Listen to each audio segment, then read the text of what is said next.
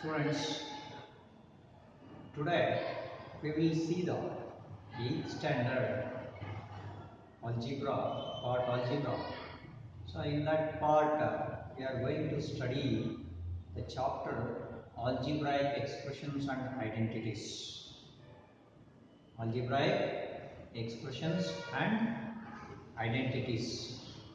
So students, you have already studied this chapter in your 6th and 7th standard also. So we will study here the so we will continue the same with the higher knowledge. With the higher knowledge. ವಿದ್ಯಾರ್ಥಿಗಳೇ, ಇವತ್ತು ನಾವು 8ನೇ ತರಗತಿಯ ಬೀಜಗಣಿತದ ಭಾಗವಾಗಿರ್ತಕ್ಕಂತಹ ಬೀಜೋಕ್ತಿಗಳು ಮತ್ತು ನಿತ್ಯ ಸಮೀಕರಣಗಳು ಅನ್ನುವಂತಹ ಪಾಠವನ್ನು ನೋಡೋಣ. ಸೊ ವಿದ್ಯಾರ್ಥಿಗಳೇ, ಇದು ನಮ್ಮ ಶಾಲೆಯ ಕನ್ನಡ ಮಾಧ್ಯಮ ಮತ್ತು ಇಂಗ್ಲೀಷ್ ಮಾಧ್ಯಮದ ಎರಡೂ ವಿದ್ಯಾರ್ಥಿಗಳಿಗೆ ಅನುಕೂಲ ಆಗಲಿ ಅಂತ ಹೇಳಿ ಈ ವಿಡಿಯೋಗಳನ್ನು ನಾವು ಕನ್ನಡ ಮತ್ತು ಆಂಗ್ಲ ಮಾಧ್ಯಮ ಎರಡರಲ್ಲೂ ಕೂಡ ಹೇಳ್ತಾ ಇದ್ದೇವೆ. ಅದಕ್ಕೋಸ್ಕರ ಇದನ್ನು ಎರಡೂ ಮಾಧ್ಯಮದ ವಿದ್ಯಾರ್ಥಿಗಳು ಉಪಯೋಗ ಪಡ್ಕೊಳ್ಬೇಕು ಅಂತ ಹೇಳಿ ನಾವು ನಿಮ್ಮಲ್ಲಿ ವಿನಂತಿಸ್ಕೊಳ್ತೇವೆ. ಯಾಕೆಂದರೆ ಇನ್ನೂ ಶಾಲೆ ಪ್ರಾರಂಭವಾಗುವುದು ಇನ್ನೂ ಸೂಚನೆಗಳು ಕಾಣ್ತಾ ಇಲ್ಲದೆ ಇರೋದ್ರಿಂದ ವಿದ್ಯಾರ್ಥಿಗಳು ಯಾರೂ ಕೂಡ ಶಿಕ್ಷಣದಿಂದ ವಂಚಿತ ಆಗಬಾರ್ದು. ಆ ಉದ್ದೇಶಕ್ಕೋಸ್ಕರ ನೀವು ಎಲ್ಲರೂ ಕೂಡ ಮಾಡ್ತಕ್ಕಂಥ ಎಲ್ಲ ವಿಡಿಯೋಗಳನ್ನು ನೋಡ್ತಾ ಅದರಲ್ಲಿ ಏನನ್ನ ಹೇಳಿರ್ತೀವೋ ಅದನ್ನು ನೀವೇನು ಮಾಡಬೇಕು, ಅವುಗಳನ್ನು ಸರಿಯಾಗಿ ಕಲ್ತ್ಕೊಂಡು ಅವುಗಳನ್ನು ವಿಡಿಯೋವನ್ನು ಕೇಳಿಕೊಂಡು ಹಾಗೆಯೇ ಪುಸ್ತಕವನ್ನು ಟೆಕ್ಸ್ಟ್ ಬುಕ್ಕನ್ನು ರೆಫರ್ ಮಾಡಿ ನೀವು ಒಂದು 50% 50 ಭಾಗ ಶೇಕಡ 50 ಭಾಗನಾದರೂ ನೀವು ತಯಾರಾಗಿದ್ದರೆ ಶಾಲೆ ಪ್ರಾರಂಭವಾದಾಗ ಇನ್ನು ಉಳಿದಿರ್ತಕ್ಕಂಥದ್ದನ್ನು ನಾವು ಮುಂದುವರಿಸಲಿಕ್ಕೆ ಅನುಕೂಲ ಆಗ್ತದೆ ವಿದ್ಯಾರ್ಥಿಗಳೇ.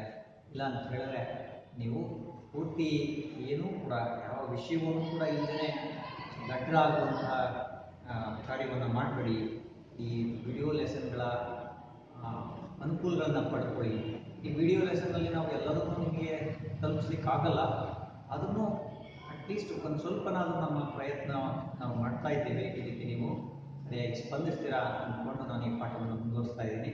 Students, you are already familiar with this chapter which you have studied in algebraic expressions and identities.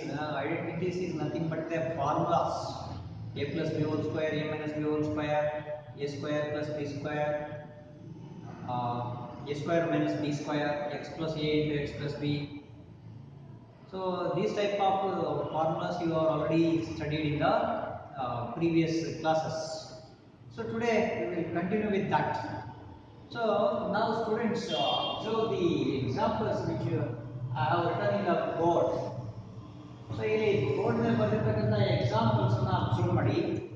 So ಇಲ್ಲಿ x plus 1, x plus 3, 2y minus 5, 3x square, 4xy plus 7. ಇಲ್ಲಿರ್ತಕ್ಕಂಥ ಉದಾಹರಣೆಗಳನ್ನು ಗಮನಿಸಿದಾಗ x plus 3, 2y minus 5, 3x square, 4xy plus 7. So ಇವುಗಳನ್ನು ಗಮನಿಸಿದಾಗ ಅಲ್ಲಿರ್ತಕ್ಕಂತಹ ಅಂಶಗಳನ್ನು ಗಮನಿಸಿ ನೋಡಿ. x plus 3, so in an example x plus 3 we have the terms x and 3. So here 2y and 5, here 3x, 4xy and 7. So if you observe this, the first one, so in the first term it contains two parts. So first one is the x and another one is 3. So we call that this x as a variable. Whereas in case of 3 is a constant. X is called as a variable, 3 is a constant. Similarly, if you go to the next example, 2y minus 5. So here y is a variable.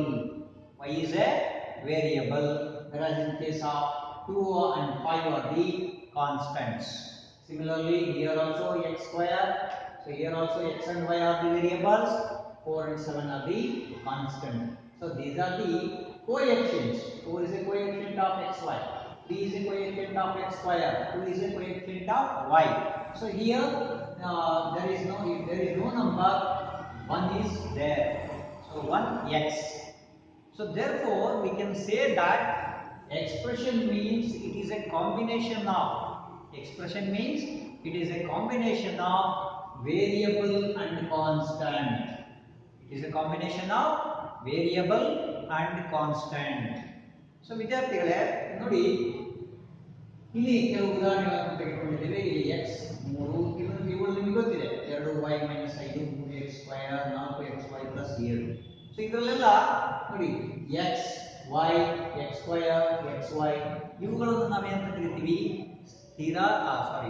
ಚರಾಕ್ಷರಗಳು ಅಂತ ಹೇಳ್ತೇವೆ. ಅವುಗಳನ್ನು ಏನಂತ ಕರಿತೀವಿ, ಚರಾಕ್ಷರಗಳು ಅಂತ ಹೇಳಿ ಕರಿತೀವಿ. ಹಾಗೆಯೇ 3 5 2 3 4 7 ಇವುಗಳನ್ನ ಸ್ಥಿರ ಸಂಖ್ಯೆಗಳು ಅಂತ ಹೇಳಿ ಕರಿತೀವಿ. ಅವುಗಳನ್ನ ಸ್ಥಿರ ಸಂಖ್ಯೆಗಳು ಅಂತ ಹೇಳಿ ಕರಿತೀವಿ. ಎಲ್ಲಿ ನಾವು ಎ ಇಂದ ಝಡ್ ವರೆಗೂ ABCD EF up to XYZ ಎಲ್ಲ ಬರಿತೀವಲ್ಲ, ಅವುಗಳನ್ನು ನಾವು ಚರಾಕ್ಷರಗಳು ಅಂತ ಹೇಳಿ ಕರಿತೀವಿ. ಸೊ ಇವೆರಡನ್ನ ಜೊತೆಗೂಡಿ, ಸೊ ಇವೆರಡರ ಸಂಯೋಗ, ಅದನ್ನು ನಾವೇನಂತ ಕರಿತೀವಪ್ಪ ಅಂತ ಹೇಳಿದ್ರೆ ಬೀಜೋಕ್ತಿಗಳು ಅಂತ ಕರಿತೀವಿ. ಅವುಗಳನ್ನು ನಾವೇನಂತ ಕರಿತೀವಿ, ಬೀಜೋಕ್ತಿಗಳು ಅಂತ ಕರಿತೀವಿ.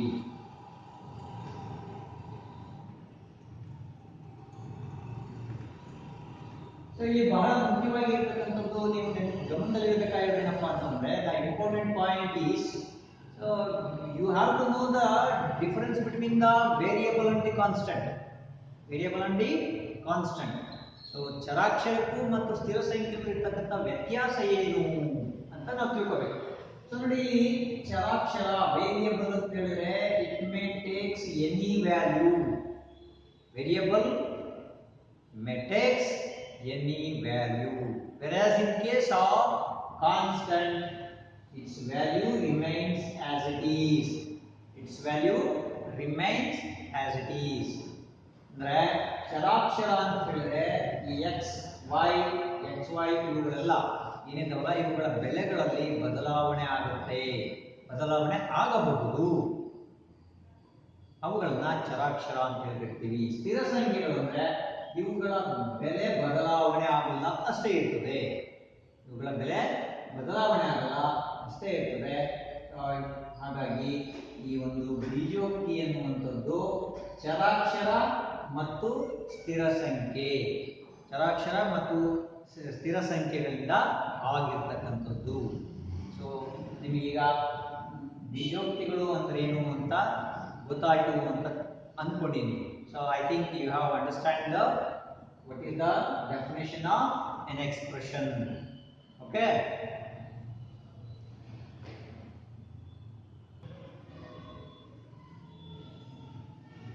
Now students, we will see the terms, factors and coefficients of the expressions. Terms, factors and coefficients. ಬೀಜ ಪದಗಳು, ಅಪವರ್ತನಗಳು ಮತ್ತು ಸಹಗುಣಕಗಳು. So we will understand these terms, factors and coefficients by taking an example. So if you observe this example, 4x plus 5. So if you observe the example 4x plus 5, so in this we have the constant and the variables 4x and 5.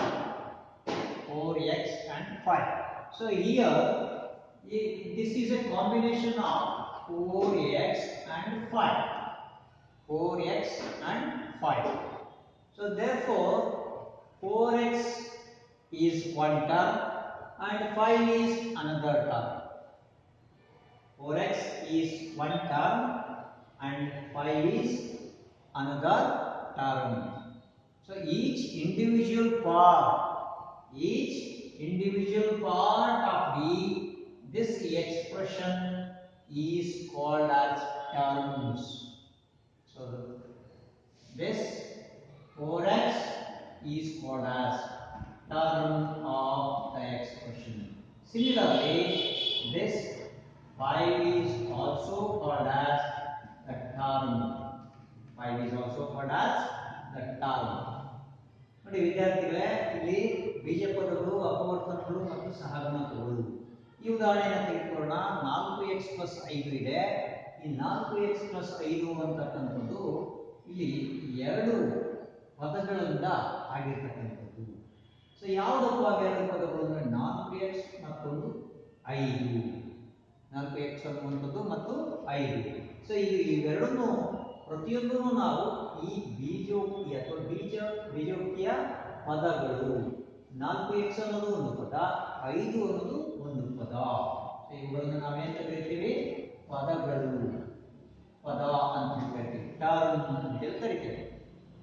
So ಇಲ್ಲಿ term ಅಂತಕ್ಕಂಥದ್ದು ಏನಿದೆ, again once again, the term is a combination of variable or a constant. So if you coming to the term, so the term is a combination. It is a combination of variable and constant.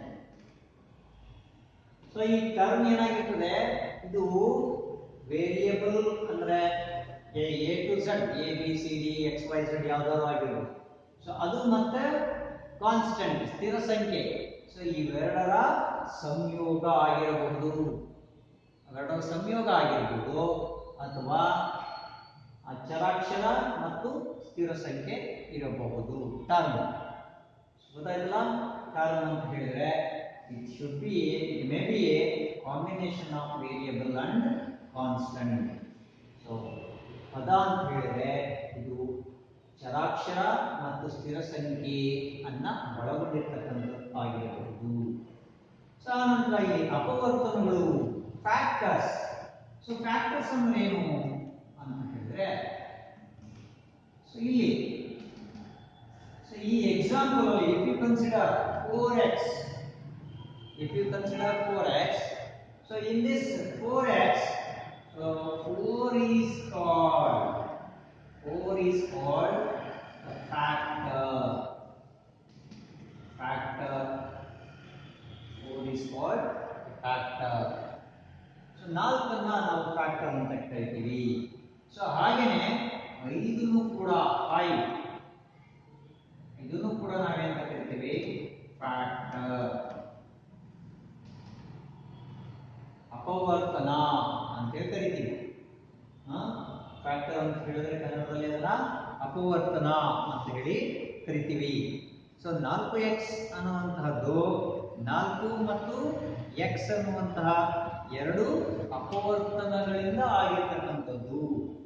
4 ಮತ್ತು x ಅನ್ನುವಂತಹ ಎರಡು ಅಪವರ್ತನಗಳಿಂದ ಆಗಿರ್ತಕ್ಕಂಥದ್ದು. So ನೋಡಿ, 4 into x ಏನಾಗ್ತದೆ? 4x ಆಗುತ್ತೆ. So the product of 4 into x becomes 4x. Therefore 4 is called as a factor. Similarly, the variable x is also called as a factor. So each of these 4 is a factor of x and x is a factor of 4. So but whereas in case of this 5, so 5 is a factor of 1. We can simply, there is no number, therefore we can say that 5 is a factor of 1. So ಇಲ್ಲಿ ಇದನ್ನ 5 ಅಂತಕ್ಕಂಥದ್ದು ಅದು ಕೂಡ ಒಂದು ಅಪವರ್ತನನೇ. ಯಾವುದೇ ಸಂಖ್ಯೆ ಯಾವುದರ ಅಪವರ್ತನ ಹಾಗಾದ್ರೆ? ಈಗ ನಿಮಗೆ ಗೊತ್ತಿದೆ, ಯಾವುದೇ ಸಂಖ್ಯೆ ಇಲ್ಲ ಅಂತ ಗುಣಲಬ್ಧದಲ್ಲಿ 1 ಇದೆ ಅಂತ ತಿಳ್ಕೊಬಹುದು. 5 1s are 5, 5 1 5 ಆಗ್ತದೆ. ಆಗ ನಾವೇನಂತ ಹೇಳ್ಬೋದು? So 5 is a factor of 1. So 5 ಅನ್ನುವಂಥದ್ದು ಒಂದರ ಅಪವರ್ತನ ಅಂತ ನಾವು ಹೇಳಬಹುದು. ಸೊ ಈಗ ನಿಮಗೆ ವಿದ್ಯಾರ್ಥಿಗಳೇ ಟರ್ಮ್ಸ್ ಅಂದ್ರೆ ಏನು, ಫ್ಯಾಕ್ಟರ್ಸ್ ಅಂದ್ರೆ ಏನು ಅಂತ ಗೊತ್ತಾಯ್ತು. So next, what is mean by coefficients? Coefficients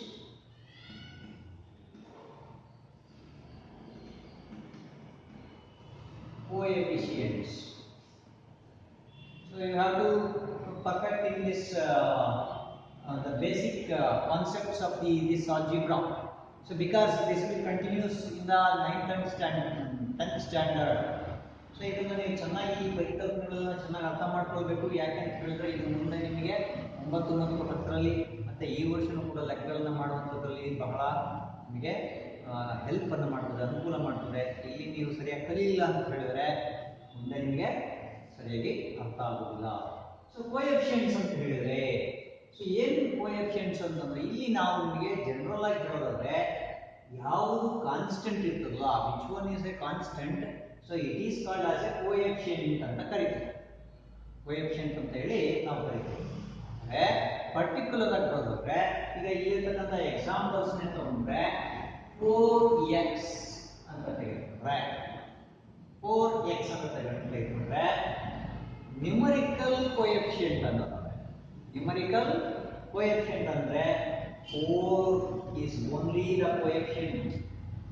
Numerical coefficient means number. So number. So numerical coefficient of 4x is 4. So I think you have understand this concept. So coefficient means so 4 is also called as a coefficient and x is also called as coefficient. So but whereas in case of particularly to the numerical coefficient means number, the coefficient which indicates only the number. So here 4 is called as numerical constant. So but 4 is a coefficient of x. Similarly, so x is a coefficient of 4. ಇಲ್ಲಿ ನೋಡಿ ನಾವು ಸಹಗುಣಕಗಳು ಅಂತ ಹೇಳ್ತೀವಿ. ಸಹಗುಣಕ ಅಂತಂದ್ರೆ ನೋಡಿ ಇರ್ತಕ್ಕಂಥ 4x ಇದೆ. ಈ 4x ನಲ್ಲಿ ನೋಡಿ 4ನ x ನ ಸಹಗುಣಕ ಅಂತ ಕರೀತೀವಿ. 4ನ x ನ ಸಹಗುಣಕ ಅಂತ ಹೇಳ್ತೀವಿ. ಹಾಗೆ x ಅನ್ನ 4ರ ಸಹಗುಣಕ ಅಂತ ಹೇಳ್ತೀವಿ. ಅರ್ಥ ಆಯ್ತಲ್ಲ? 4x ಸಹಗುಣಕ ಅಂತ ಹೇಳಿದ್ರೆ 4x ಬೀಜೋಕ್ತಿಯಲ್ಲಿ x ನ ಸಹಗುಣಕ 4, ಸೊ 4ರ ಸಹಗುಣಕ x ಆಗಿರುತ್ತದೆ. ಸಹಗುಣಕ ಒಂದು ವೇಳೆ ಅವರು ನಿರ್ದಿಷ್ಟವಾಗಿ ಸಂಖ್ಯಾ ಸಹಗುಣಕ ನ್ಯೂಮರಿಕಲ್ ಕೋಎಫಿಷಿಯಂಟ್ ಸಂಖ್ಯಾ ಸಹಗುಣಕ ಅಂತ ಹೇಳಿದ್ರೆ ನಾವೇನು ಬರೀಬೇಕು? we have to write only 4. So I think you have understand the concept of terms, factors and coefficients. All are the terms of the expressions. 4x is also term, 5 is also term. So term of the expression. So factor means so each one is a factor of the other. Factor is each one is a factor of the other. So coefficient means each one is a coefficient of one another. Each one is a coefficient of one another. So in particularly if you come into the numerical coefficients, so you have to write the only number. ಸಂಖ್ಯಾ ಸಹಗುಣಕ ಇಲ್ಲಿ ಪದಗಳು ಅಂತ ಹೇಳಿದ್ರೆ ಇದು ಒಂದು ಪದ ಅಂತ ಹೇಳ್ತೀವಿ. ನಂತರ ಅಪವರ್ತನಗಳು ಅಂತ ಹೇಳಿದ್ರೆ 4 ಮತ್ತು x ಇದರಲ್ಲಿ 4 x ನ ಅಪವರ್ತನ ಅಷ್ಟೇ ಸಂಖ್ಯಾ ಅಪವರ್ತನ. ಸೊ 5 1ರ ಅಪವರ್ತನ ಅಂತ ಹೇಳ್ತೀವಿ.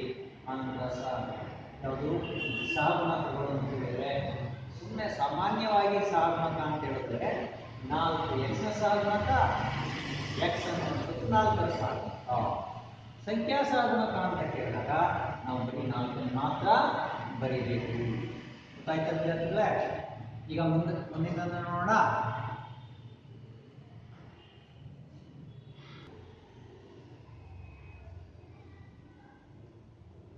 Now students,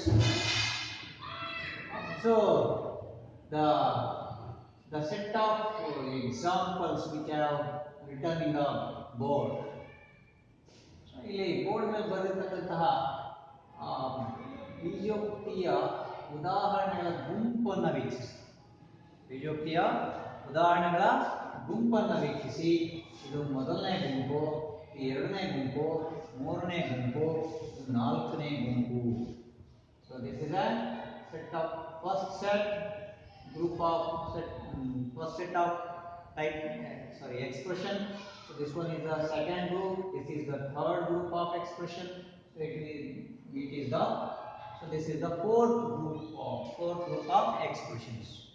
So can you tell me, is there any difference between these set of or these group of expressions? ಈ ನಾಲ್ಕು ಉದಾಹರಣೆಗಳನ್ನ ಏನು ಬರೆದಿದ್ದೀವಲ್ಲ, ಆ ಬರೆದಿರ್ತಕ್ಕಂಥ ಉದಾಹರಣೆಯಲ್ಲಿರ್ತಕ್ಕಂತಹ ಗುಂಪಿನಲ್ಲಿ ಏನಾದರೂ ವ್ಯತ್ಯಾಸ ಇದೆಯಾ? ನೋಡ್ತಾ ಇದ್ದೀರಾ? ಏನಾದರೂ ವ್ಯತ್ಯಾಸ ಕಾಣಿಸ್ತಾ ಇದೆಯಾ? ಎಸ್, ರೈಟ್, ಸರಿ ಸರಿ ಹೇಳ್ತಾರೆ, ಸರಿ. ನೋಡಿ, ಇಲ್ಲಿ ಗಮನಿಸಿ. ಈ ಮೊದಲನೇ ಉದಾಹರಣೆಯಲ್ಲಿ if you observe the first group 4x square 3xy minus 7z 5xy square 10y minus 9 82 mnp etc. So this is differ from this, and this third group is differ from these two. So observe students, here when we compare this with this, so here only one terms are there. Only one terms are there. So if you come into the second group, there are two terms are there. That means each term is combined with the sign plus or minus. So each term is combined with the plus or minus. So here also there are three terms are there. 1 2 3 1 2 3. So 1 2 3. So here there are only one term. So this expression contains only one term. So that means this whole part is 3x is y. 3xy is a one term. So here it contains two terms which are separated by the sign plus or minus. So in these three cases there are plus sign is there. So in these two cases minus sign is there. So here similarly here there are three terms are added, or they will be bifurcated with the plus or minus. Either they may contain plus or they may contain minus. So ಇಲ್ಲಿ ಇವುಗಳನ್ನು ನಾವು ಒಂದೇ ಒಂದು ಈ ಗುಂಪಿನಲ್ಲಿ ಇರ್ತಕ್ಕಂಥವುಗಳನ್ನು ನಾವು ಎಂತ ಕರಿತೀವಿ, ಒಂದು ಪದವನ್ನು ಹೊಂದಿದೆ ಅಂತ ಹೇಳಿ. ಒಂದು ಪದ ಅಂತ ಹೇಳಿದ್ರೆ ಈ 5xy ಸ್ಕ್ವೇರ್ ಪೂರ್ತಿ ಒಂದು ಪದ, ಇದು 10y ಒಂದು ಪದ, 82 mnp ಇದು ಒಂದು ಪದ. ಆದರೆ ಇಲ್ಲಿ ಇರ್ತಕ್ಕಂಥ ಉದಾಹರಣೆ ಎರಡನೇ ಗುಂಪಿನಲ್ಲಿ ಗಮನಿಸಿ, ಇಲ್ಲಿ ಏನಾಗಿದೆ 4l plus 5m ಇದನ್ನು ಗಮನಿಸಿ. ಇಲ್ಲಿ ಇವೆರಡು 4n l ಅನ್ನುವಂಥದ್ದು 5m ಅನ್ನುವಂಥದ್ದು ಇದೇನಾಗಿದೆ, ಇಲ್ಲಿ ಪ್ಲಸ್ ಚಿಹ್ನೆಯಿಂದ ಸೇರಿಸಲ್ಪಟ್ಟಿದೆ. ಹಾಗೆಯೇ ಇಲ್ಲಿ 5 minus 3xy, ಇಲ್ಲಿ 5 ಮತ್ತು 3xy ಅಂತಕ್ಕಂಥದ್ದು ಮೈನಸ್ ಚಿಹ್ನೆಯನ್ನ ಒಳಗೊಂಡಿದೆ. ಸೊ ಹೀಗೆ ಇಲ್ಲಿ ಬಂದರೆ ಮೂರನೇ ಗುಂಪಿನಲ್ಲಿ a plus b plus c, a b c ಅನ್ನುವಂಥವು ಪ್ಲಸ್ ಚಿಹ್ನೆಗಳ ಸಂಯೋಗದಿಂದ ಉಂಟಾಗಿದೆ. ಇಲ್ಲೂ ಕೂಡ 2x 3y 5 ಇದು ಪ್ಲಸ್ ಮತ್ತು ಮೈನಸ್ ಚಿಹ್ನೆಗಳಿಂದ ಸಂಯೋಗ ಆಗಿದೆ. ಅಂದರೆ ವಿದ್ಯಾರ್ಥಿಗಳು ನಿಮಗೆ ಗೊತ್ತಾಗ್ತಾ ಇದೆ ನಾನು ಏನು ಹೇಳಲಿಕ್ಕೆ ಹೊರಟಿದ್ದೀನಿ ಅಂತ ಹೇಳಿ.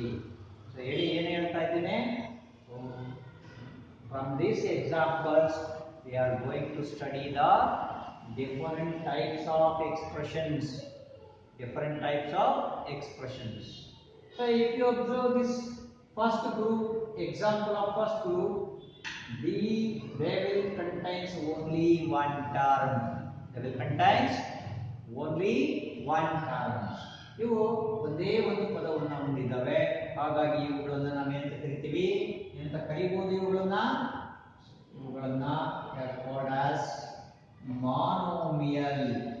called as monomial.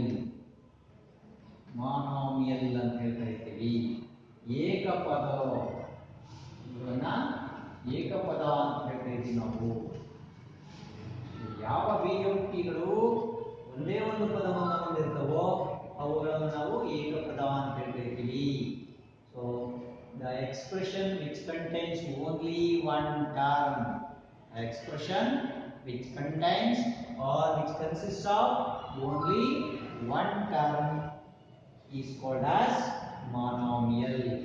ನಿಮಗೆ ಡೌಟ್ ಬರ್ಬೋದು, ಸರ್ ಅಂದರೆ ಇಲ್ಲಿ 4 ಇದೆ, x ಸ್ಕ್ವೇರ್ ಇದೆ, ಇದರಲ್ಲಿ ಎಕ್ಸಾಂಪಲ್ 3 x y ಮೂರು ಇದ್ದಾವಲ್ಲ ಸರ್. ಇಲ್ಲಿ ನೋಡಿದ್ರೆ 72 m n p 1 2 3 4 ಆಯ್ತಲ್ಲ ಸರ್. ಸೊ ಅವೆಲ್ಲವೂ ಕೂಡ ಏನಾಗಿದ್ದಾವೆ, they are in the form of product. ಇವೆಲ್ಲ ಏನಾಗಿದ್ದಾವೆ, ಗುಣಲಬ್ಧದ ರೂಪದಲ್ಲಿದ್ದಾವೆ. ಇವೆಲ್ಲವೂ ಗುಣಲಬ್ಧದ ರೂಪದಲ್ಲಿದ್ದಾವೆ. ಹಾಗಾಗಿ ಅವುಗಳನ್ನು ಗುಣಿಸಿದಾಗ ಒಂದೇ ಪದ ಆಗ್ತದೆ. ಈಗ ಉದಾಹರಣೆಗೆ 4 × 3, ಇದು 4 3. ಈ ಎರಡು ಸಂಖ್ಯೆಗಳು ಇವೆರಡನ್ನು ಗುಣಾಕಾರ ಮಾಡಿ 4 × 3 4 ಎಷ್ಟಾಗ್ತದೆ, 12. ಸೊ ಈ 12 ಏನಾಯ್ತು, ಒಂದೇ ಸಂಖ್ಯೆ ಆಯ್ತಲ್ವಾ, ಒಂದೇ ಸಂಖ್ಯೆ ಆಯ್ತು ತಾನೆ. ಸೊ ಹಾಗೇನೆ ಇಲ್ಲೂ ಕೂಡ ಬೀಜೋಕ್ತಿಗಳಲ್ಲಿ ಕೂಡ ಏನಾಗ್ತದೆ, ಇದು ಗುಣಲಬ್ಧ ಆಯ್ತಾ. ಯಾಕಂದ್ರೆ ಇವೆಲ್ಲ ಚರಾಕ್ಷರಗಳಲ್ಲ, ಅದರ ಬೆಲೆಗಳು ಏನಾಗ್ತಾ ಹೋಗ್ತವೆ, ಬೇರೆ ಬೇರೆ ಆಗ್ತಾ ಹೋಗ್ತವೆ. So the variables takes different values. ಹಾಗಾಗಿ ಈ ರೀತಿಯಾಗಿರ್ತಕ್ಕಂಥದ್ದನ್ನೆಲ್ಲ ಮೊನೋಮಿಯಲ್ಸ್ ಅಂತ ಕರಿತೀವಿ, ಏಕಪದ ಅಂತ ಕರಿತೀವಿ. ಸೊ ಏನಾದ್ರು ಡೌಟ್ ಇದೆಯಾ ಇದರಲ್ಲಿ, ಅರ್ಥ ಆಗಿದೆಯಾ? ಸೊ ನೋಡಿ, so if an expression contains only one term it is called as monomial. ಒಂದು ಬೀಜೋಕ್ತಿಯಲ್ಲಿ ಒಂದೇ ಒಂದು ಪದವನ್ನು ಹೊಂದಿದ್ದರೆ ಏಕಪದ ಅಂತ ಕರಿತೀವಿ. ಸೊ ನೆನ್ಪಿಟ್ಕೋಬೇಕು, ಇಲ್ಲಿ ಇದೆಲ್ಲದೂ ಪೂರ್ತಿ ಒಂದೇ ಪದ. ಯಾಕೆ ಅಂತ ಹೇಳಿದ್ರೆ ಅದು ಗುಣಲಬ್ಧದ ರೂಪದಲ್ಲಿದೆ. ಇದು 5 × x × y ಸ್ಕ್ವಯರ್, ಇದರ ಗುಣಲಬ್ಧ 5xy². So it is a product, it is in the form of product. So this is the product of 82 × m × n × p. So ಇಲ್ಲಿ ಹೇಗೆ ಒಂದು ಉದಾಹರಣೆ ತಗೊಂಡು ತೋರಿಸಿದೆ ನೋಡಿ ನಿಮಗೆ. ಸೊ ಇಲ್ಲಿ 4 ಒಂದು ಸಂಖ್ಯೆ, 3 ಒಂದು ಸಂಖ್ಯೆ, ಇವೆರಡನ್ನು ಗುಣಾಕಾರ ಮಾಡಿದ್ರೆ ಏನಾಯ್ತು, 12 ಆಯ್ತು. ಸೊ ಇದು ಗುಣಲಬ್ಧ. ಹಾಗಾಗಿ 12 ಅದು ಕೂಡ ಒಂದೇ ಒಂದು ಪದ ಅಥವಾ ಒಂದೇ ಒಂದು ಟರ್ಮ್ ಅಂತ ಹೇಳಿ ಲೆಕ್ಕ ತಗೋಬಹುದು. ಸೊ ಈಗ ನೆಕ್ಸ್ಟ್ ಹೋಗೋಣ. ಈ ಕೆಳಗಡೆ ಉದಾಹರಣೆ ನೋಡಿ ನೀವು, ಇಲ್ಲಿ ಇರ್ತಕ್ಕಂಥದ್ದು ನೋಡಿ, ಇಲ್ಲಿ ಚರಾಕ್ಷರಗಳು ವೇರಿಯಬಲ್ಸ್. ಸೊ ವೇರಿಯಬಲ್ಸ್ ಮತ್ತೆ ಕಾನ್ಸ್ಟೆಂಟ್. ಸೊ ಇವೆರಡು they will be combined with plus or minus. Plus ಅಥವಾ ಮೈನಸ್ ಚಿಹ್ನೆಯಿಂದ ಇವು ಒಂದಕ್ಕೊಂದು ಸೇರ್ಕೊಂಡಿದ್ದಾವೆ. ಎ ಮತ್ತು ಬಿ ಪ್ಲಸ್ ಇದೆ, ಇಲ್ಲಿ 4m ಮತ್ತು 5m ಮಧ್ಯೆ ಪ್ಲಸ್ ಚಿಹ್ನೆ ಇದೆ, ಇಲ್ಲಿ ಎ ಮತ್ತು 4m ಮಧ್ಯೆ ಪ್ಲಸ್ ಚಿಹ್ನೆ ಇದೆ, ಇಲ್ಲಿ 5 ಮತ್ತು 3xy ನಡುವೆ ಏನಿದೆ, ಮೈನಸ್ ಇದೆ. ಸೊ ಹೀಗೆ ಏನಾಯ್ತು, ಇದೊಂದು ಪದ, ಇದೊಂದು ಪದ. So this is one term, this is one term, another term. So that means it contains, so the second group contains two terms. The second group contains two terms. So therefore we can say the expression which consists of or which contains two terms, so it is called as, so can you tell me what do you call, recall it yes, it is called as binomial. It is called as binomial expression. So binomial expression means an expression which contains two terms is called as binomial. So ಒಂದು ಬೀಜೋಕ್ತಿಯು ಎರಡು ಪದಗಳನ್ನು ಹೊಂದಿದ್ದರೆ ನಾವು ಅದನ್ನು ಏನು ಕರಿತೀವಿ, ವಿಪದೋಕ್ತಿ ಅಂತ ಕರಿತೀವಿ. ಸೊ ಏನಂತ ಕರೀತಾರೆ, ವಿಪದೋಕ್ತಿ. ಗೊತ್ತಾಯ್ತಲ್ವಾ, ವಿಪದೋಕ್ತಿ ಅಂತ ಕರಿತೀವಿ. ಸೊ ಹಾಗಾದ್ರೆ ಇನ್ನ ಸುಲಭ ಆಯ್ತಲ್ಲ ಮುಂದಿನ ಗುರುತಿಸ್ತಕ್ಕಂಥದ್ದು. ಸೊ ಮುಂದಿನ ಮೂರನೇ ಗುಂಪನ್ನು ಗುರುತಿಸಬಹುದಲ್ಲ. So can you identify the third group and can you tell me the name of the third group of the expression? So yes, contains three terms a, b, c with plus sign. So here 2x 3y 5 with plus and minus term. This is one term, this is another term, this is another term. So three terms are there. Similarly, x square y, xy square, y square. Here also there are three terms. So therefore, if an expression contains three terms, so it is called as yes, it is called as trinomial. It is called as trinomial. ವಿದ್ಯಾರ್ಥಿಗಳ ನೋಡಿ ಮೂರನೇ ಉದಾಹರಣೆಯನ್ನು ಗಮನಿಸಿ. ಮೂರನೇ ಉದಾಹರಣೆಯಲ್ಲಿ A B C ಇವೆಲ್ಲ ಏನಿದೆ plus ಚಿಹ್ನೆಯಿಂದ ಸಂಯೋಗಗೊಂಡಿದ್ದಾವೆ. So ಇಲ್ಲಿ ಬಂದ್ರೆ 2x 3y 5 ಅನ್ನುವಂಥದ್ದು ಪ್ಲಸ್ ಮತ್ತು ಮೈನಸ್ 5 ಚಿಹ್ನೆಯಿಂದ ಸಂಯೋಗ ಆಗಿದೆ. ಹಾಗೆಯೇ x square y xy square y square ಇದು ಕೂಡ ಮೈನಸ್ ಮತ್ತು ಪ್ಲಸ್ ಚಿಹ್ನೆಗಳಿಂದ ಸಂಯೋಗ ಆಗಿದೆ. ಹಾಗಾದ್ರೆ ಇದನ್ನು ನಾವೇನಂತ ಕರಿತೇವೆ? ಇಲ್ಲಿ ಏಕಪದ ಆಯಿತು, ಇದು ದ್ವಿಪದ ಆಯಿತು, ಇದೇನಾಯಿತು ತ್ರಿಪದೋಕ್ತಿ. ಎಸ್, ನಾವು ತ್ರಿಪದೋಕ್ತಿ ಅಂತ ಕರಿತೀವಿ. ಈಗ ನಿಮಗೆ ಗೊತ್ತಾಗಿರ್ಬೋದು ಬೀಜೋಕ್ತಿಯ ವಿಧಗಳು ಯಾವ್ಯಾವು. ಬೀಜೋಕ್ತಿಯ ವಿಧಗಳಲ್ಲಿ ಏಕಪದ, ದ್ವಿಪದ, ತ್ರಿಪದ. ಏಕಪದೋಕ್ತಿ, ದ್ವಿಪದೋಕ್ತಿ, ತ್ರಿಪದೋಕ್ತಿ.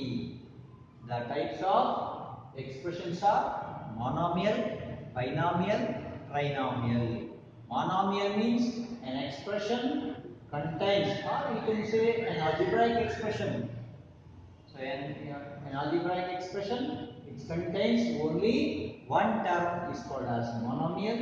Examples are here.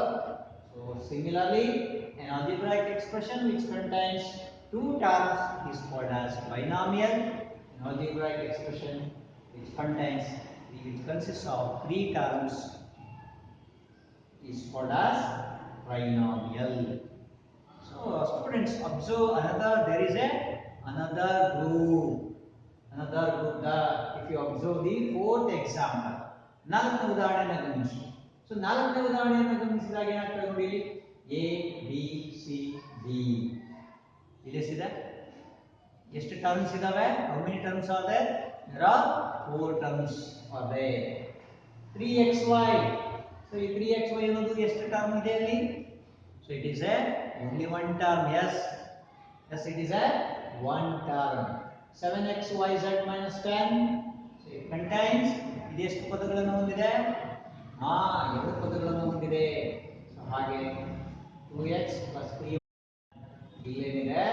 ಸೊ ಇಲ್ಲಿ there are 3 terms. 3 ಪದಗಳಿದ್ದಾವೆ. ಇಲ್ಲೆಲ್ಲ ಮಿಕ್ಸ್ ಇದೆ. ಇದೆಲ್ಲವೂ ಕೂಡ ಇದೆ, ಏಕಪದನೂ ಇದೆ, ದ್ವಿಪದನೂ ಇದೆ, ತ್ರಿಪದನೂ ಇದೆ, ಅದಕ್ಕೆ 3ಕ್ಕಿಂತ ಜಾಸ್ತಿನೂ ಇದೆ. ಸೊ ಆ ಉದಾಹರಣೆಯಲ್ಲಿ ಏನಿದೆ? 3ಕ್ಕಿಂತಲೂ ಜಾಸ್ತಿ ಇದೆ. ಹಾಗಾದ್ರೆ ನಾವು ಇಲ್ಲಿ ಸುಲಭವಾಗಿ ಇದನ್ನ ಬೇರ್ಪಡಿಸಬಹುದು. ಇದನ್ನ ನಾವೇನ್ ಮಾಡಬಹುದು? ಈ 3xy ನ ತೆಗೆದುಕೊಂಡು ಇಲ್ಲಿ ಯಾವ ಉದಾಹರಣೆ ಬರೀಬಹುದು? ಇದು ಒಂದೇ ಪದ. ಸೊ ಎಲ್ಲಿ ಬರೀತೀರಿ? ಏಕಪದಕ್ಕೆ ಬರೀತೀರಿ. ಸೊ ಆನಂತರ 7xyz ಮೈನಸ್ 10 ಇದೆ. ಇದರಲ್ಲಿ ಎರಡು ಪದಗಳಿದಾವೆ. ಇದನ್ನು ತಗೊಂಡು ಎಲ್ಲಿ ಉದಾಹರಣೆ ಬರೀತೀರಿ? ದ್ವಿಪದೋಕ್ತಿಗೆ ಬರೀತೀರಿ. ಸೊ ಹಾಗೆ 2x plus 3y plus 7z ಇದೆ. ಇದರಲ್ಲಿ 3 ಪದಗಳಿದಾವೆ. ಇದನ್ನೆಲ್ಲಿ ಉದಾಹರಣೆ ಕೊಡ್ತೀರಿ? ಅದಕ್ಕೆ ದ್ವಿಪದೋಕ್ತಿಗೆ ಬರೀತೀವಿ ಅಲ್ವಾ? So 3xy is an example to the monomial, whereas 7xyz minus 10 it contains two terms, so therefore it is an example for binomial. Similarly, 2x plus 3y plus 7z it contains three terms, therefore it is an example for third group. That means yes, it is an example for trinomial. So ಅಲ್ಲೆಲ್ಲ ಏನಾಯ್ತು? ಎಲ್ಲ ಉದಾಹರಣೆ ಕೊಟ್ಟಾಯ್ತು. ಇನ್ನೊಂದು ಉಳ್ಕೊಂಡಿದೆ. ಯಾವುದು? First one. Yes, your guessing is right. So a plus b plus c plus d it consists of 4 terms. ನೋಡಿ, 4 ಪದಗಳಿದ್ದಾವೆ. a b c d. So ಹಾಗಾದ್ರೆ ಇದನ್ನು ಯಾವುದು ಬರೀಬೇಕು? ಇಲ್ಲಿ ಈ ಬಹುಪದೋಕ್ತಿಗಳಿಗಾದ್ರೆ ನಾವು ಹೆಸರು ಕೊಡ್ತಾ ಹೋದ್ರೆ ಒಂದಿದ್ರೆ ಏಕಪದ, ಎರಡಿದ್ರೆ ದ್ವಿಪದ, ಮೂರಿದ್ರೆ ತ್ರಿಪದ ಅಂತ ನಾವು ಬರೀತಾವೆ. So if it contains one term, so it is a monomial. If it contains two terms, binomial. Three terms, trinomial. So more than three ನಾವಲ್ಲಿ ಬರೀಲಿಕ್ಕೆ ಇದರ ಮುಂದೆ ನೀವು ಅಭ್ಯಾಸ ಮಾಡ್ತೀರಿ. ಇಲ್ಲಿ ಜನರಲ್ ಆಗಿ ನಾವು ಏನು ಹೇಳ್ಬಿಡ್ತೇವೆ, ಇದನ್ನ ಬಹುಪದೋಕ್ತಿ ಅಥವಾ ಪಾಲಿನಾಮಿಯಲ್ ಅಂತ ಹೇಳ್ತೀವಿ. We call it as a polynomial. Polynomial ಅಥವಾ ಬಹುಪದೋಕ್ತಿ ಅಂತ ಹೇಳಿ ಕರಿತೀವಿ ನಾವು.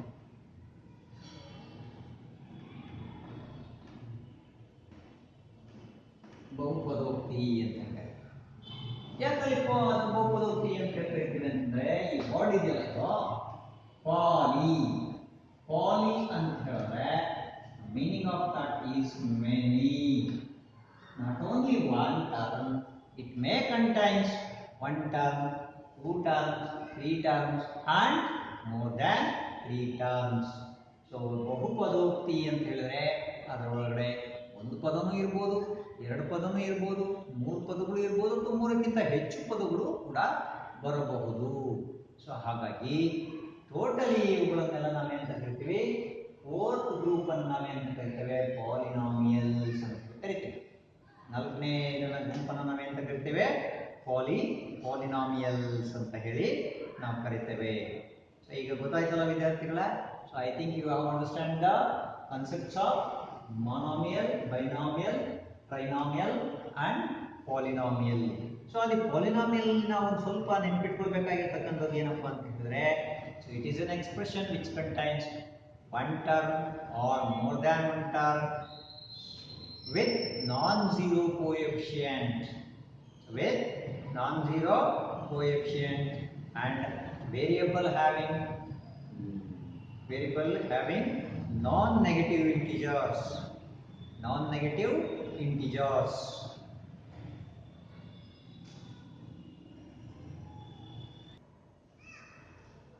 So now students, we will conclude the definition of the polynomial.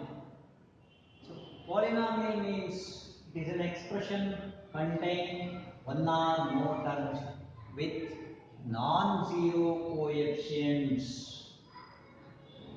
An expression which contains one or more terms with non-zero coefficients. That means the coefficients here, the coefficient of x is 2, the coefficient of y is 3, the coefficient of z is 7. That means the coefficient should be non-zero. Coefficient ಏನಾಗಿರಬಾರ್ದು, 0 ಆಗಬಾರ್ದು. ಯಾಕೆಂತಂದ್ರೆ 0 into anything is 0. ಈ example ತಗೊಂಡ್ರೆ ಏನಾಗ್ಬಿಡ್ತದೆ, 0 ಇಂದ multiply ಮಾಡಿದಾಗ 0 into x 0 ಬಂದ್ಬಿಡ್ತದೆ. ಹಾಗಾಗಿ non-zero coefficient is called as polynomial. And also there is another condition is there, the exponent should be non-negative. The exponents of the variables should be non-negative. ನೋಡಿ variables ಇದಾವಲ್ಲ a b c d, so ಇವುಗಳ variable exponents ಅಂದ್ರೆ ಇಲ್ಲಿರ್ತಕ್ಕಂಥ ಘಾತಗಳು ಏನಾಗಿರಬಾರ್ದು, negative ಆಗಿರಬಾರ್ದು. ನೋಡಿ ಈ example ತಗೊಳ್ಳಿ, x square, so x square y minus xy square plus y square ಇದೆಯಲ್ಲ, so ಇದೆಲ್ಲ 2 ಇದೆ, ಪ್ಲಸ್ 2, ಇದು ಪ್ಲಸ್ 2, ಇದು ಪ್ಲಸ್ 2. ಇಲ್ಲಿ ಯಾವುದೇ ಘಾತ ಇಲ್ಲ ಅಂದ್ರೆ 1 ಇದೆ ಅಂತ ತಿಳ್ಕೊಬೇಕು. ಸೊ ಇದನ್ನು ನೀವು ಅಭ್ಯಾಸ ಮಾಡಿ. ಸೊ ಹಾಗಾಗಿ ಘಾತ ಏನಾಗಿರಬಾರ್ದು, ನೆಗೆಟಿವ್ ಆಗಿರಬಾರ್ದು, ಋಣಾತ್ಮಕ ಆಗಿರಬಾರ್ದು.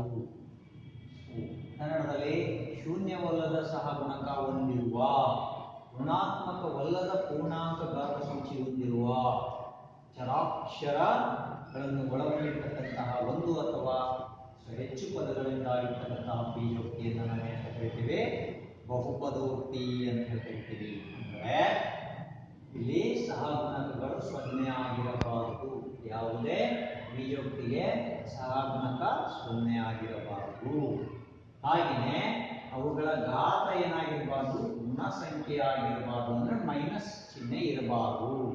ಘಾತ ಇದೆಲ್ಲ 2 2 ಇದೆಲ್ಲ ಇದೆಯಲ್ಲ, ಘಾತಗಳು ಯಾವಾಗಲೂ ಋಣಾತ್ಮಕ ಆಗಿರಬಾರ್ದು, ನೆಗೆಟಿವ್ ಆಗಿರಬಾರ್ದು. ಈ ರೀತಿಯಾಗಿರ್ತಕ್ಕಂತಹ ಅಂದರೆ ಒಂದು ಮತ್ತು ಹೆಚ್ಚು ಪದಗಳು ಒಂದಾದರೂ ಇರ್ಬೋದು ಅಥವಾ ಅದಕ್ಕಿಂತ ಹೆಚ್ಚು ಪದಗಳಿಂದಾಗಿರ್ತಕ್ಕಂತಹ ಅಭಿವ್ಯಕ್ತಿಯನ್ನು ನಾವು ಏನು ಕರಿತೇವೆ?